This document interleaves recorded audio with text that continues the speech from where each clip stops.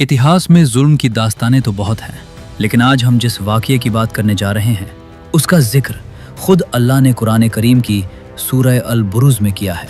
ये कहानी है अस्हाबे उखदूद की।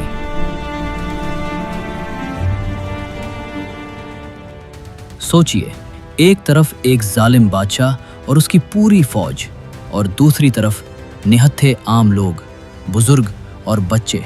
उनका जुर्म क्या था? सिर्फ ये कहना कि हमारा रब सिर्फ अल्लाह है। बदले में उन्हें आग के बड़े बड़े खड्डों में जिंदा जला दिया गया। लेकिन दोस्तों, ये कहानी सिर्फ मौत की नहीं बल्कि ईमान की ताकत की है।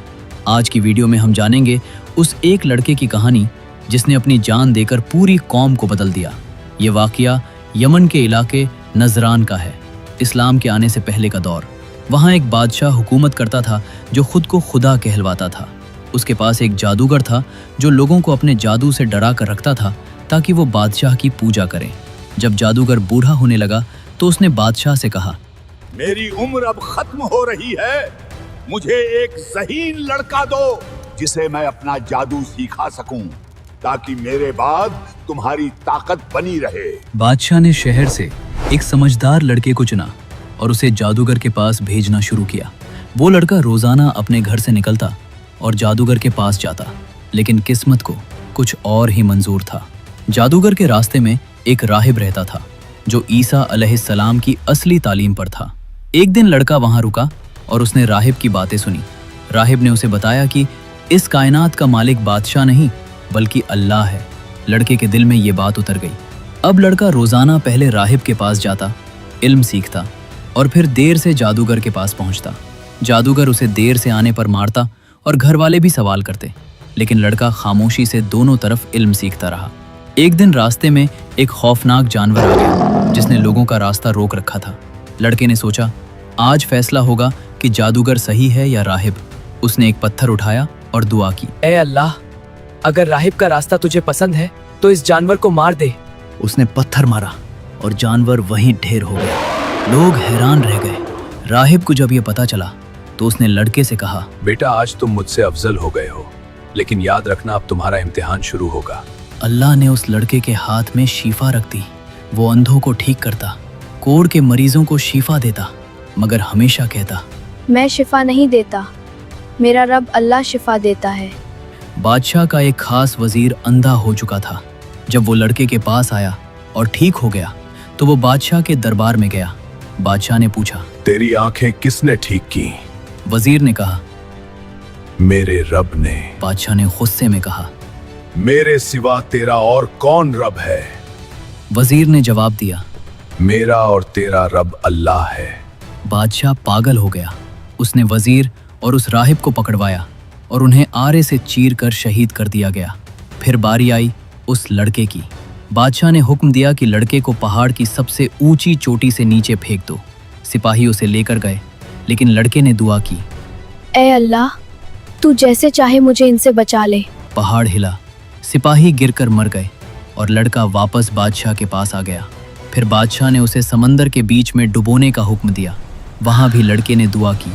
कश्ती डूबी, सिपाही मर गए, लेकिन लड़का बचकर वापस आ गया। बादशाह खौफजदा हो गया। आखिर यह लड़का मरता क्यों नहीं?